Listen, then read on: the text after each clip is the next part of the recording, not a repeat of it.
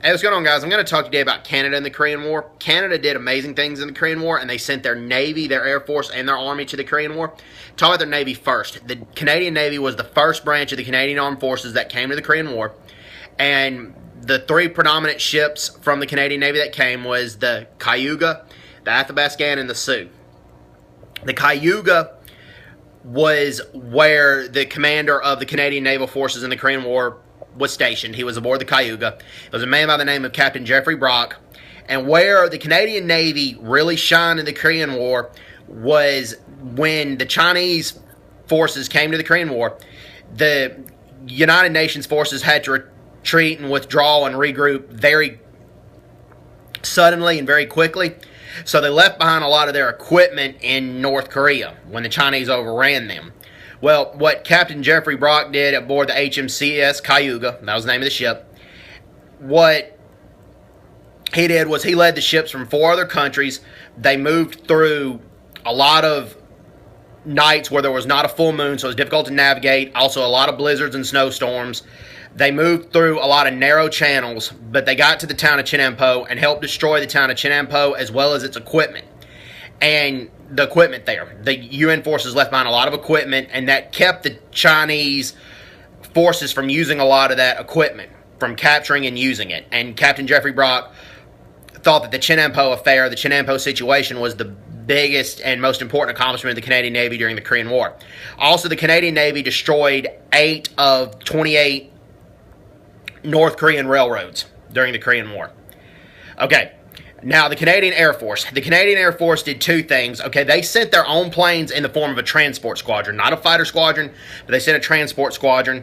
And this transport squadron was the 426th Royal Canadian Air Force Transport Squadron. And the 426th Royal Canadian Air Force Transport Squadron, they flew a total of 559 round trips, and they logged in 34,000 total flying hours. They did not lose a single plane to an incident or an accident, and they flew in a lot of cloudy weather conditions. And in the 1950s, the planes did not have the technology like they do nowadays, so it was very difficult flying conditions, but they still did not lose a plane.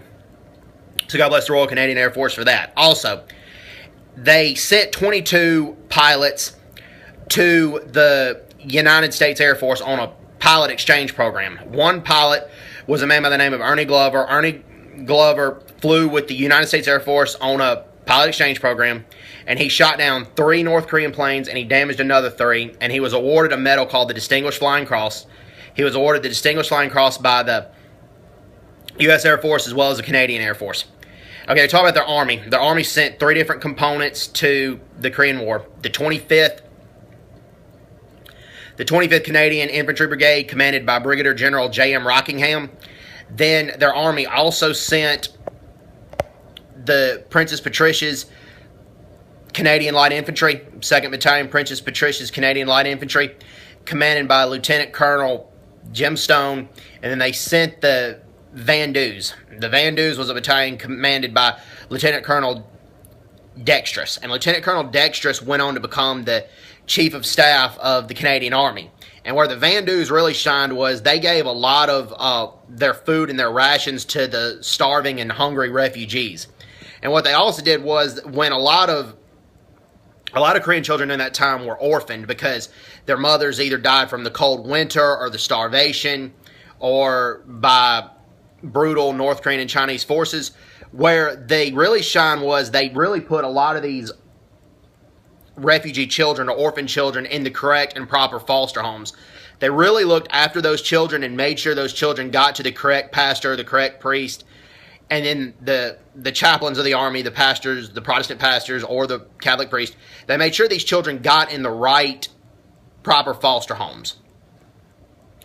And a lot of these soldiers were really attached to a lot of these refugee children. So God bless the Vandues for that. Now, where the Princess Patricia's Canadian Light Infantry shine was in the Battle of Kapyong. They defended Hill 677 between April 22nd, 1951 and April 25th, 1951. And the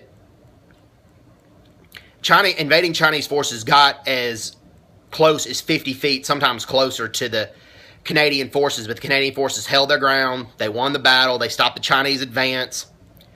And because of that, the Chinese forces could not take Kapyong and they could not invade and conquer Seoul. So God bless the Canadian Army for that. That was a major accomplishment, and it was one of the most important battles in the Korean War. The Australian Army did amazing things in that battle as well. They defended Hill 504, and they inflicted a lot of casualties on the Chinese Army, but the Chinese Army eventually overran the Australian Army. But when they got to Hill 677, defended by the Canadian soldiers, they could not take Hill 677, and they could not take the town of Kapyong. So God bless Princess Patricia's Canadian Light Infantry for that. And where these Canadian Army soldiers did a lot of their training was in Fort Lewis in Washington. There were so many Canadian volunteers that the Canadian Army did not have a base big enough to train all those soldiers because so many Canadian soldiers eagerly volunteered. They eagerly volunteered for the Korean War. They were so eager that the recruiting offices had to stay open 7 days a week. 7. That's amazing. And no Canadian soldiers were drafted or forced to come to the Korean War against their will. All were volunteers, every single one of them. And we really need to honor and respect their accomplishments. Over 500 Canadian soldiers lost their lives in the Korean War. 385 of them are interned at the UN Memorial Cemetery in Busan. I highly recommend that you go there if you are in South Korea or planning on going to South Korea. It's a very moving experience. And please remember and pay your respect to the 385 Canadian soldiers that are interned at the UN Memorial Cemetery in Busan, South Korea. God bless Canada for all that they did in the Korean War. The reason I talk about the Canadian soldiers in the Korean War so much is because I love Canada, love the Canadian government. My parents have visited Canada. I plan on visiting it in the future, and I really support the alliances with Canada, the U.S.-Canadian alliance. But after the Korean War, the Canadian government would not let those soldiers wear a lot of the medals that they were given. They were given a Presidential Unit Citation by the United States military. The Canadian government would not let them wear that. For a long time, the Canadian government would not let them wear a Volunteer Service Medal.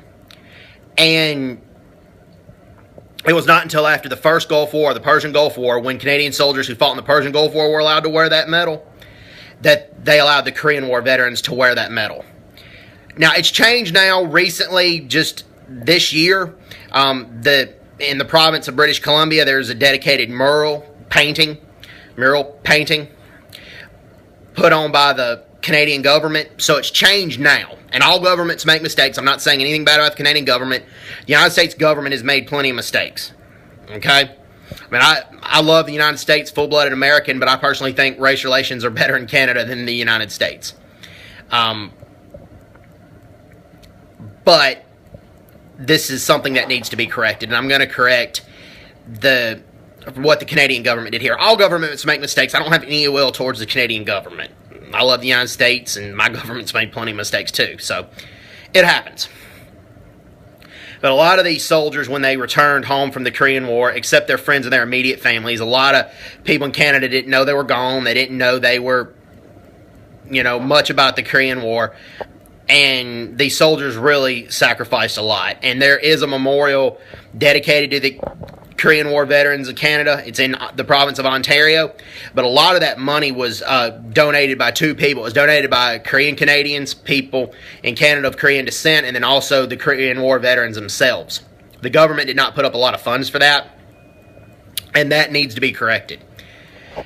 So, God bless Canada, and God bless the Canadian soldiers for all they did. Hope everybody's doing well. Take care, and God bless, Sam. Bye-bye. Bye-bye. Take care. Bye.